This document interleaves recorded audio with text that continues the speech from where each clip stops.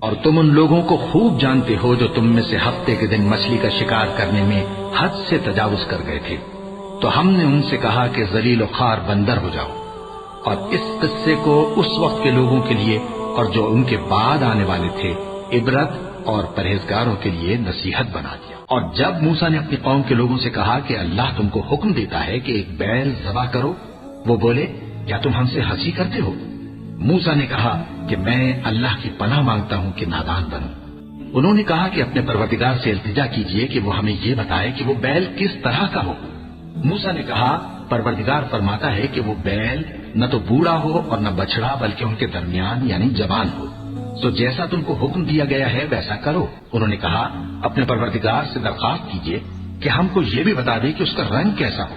موسیٰ نے کہا پروردگار فرماتا ہے کہ اس کا رنگ گہرا زرد ہو کہ دیکھنے والوں کے دل کو خوش کر دیتا ہو،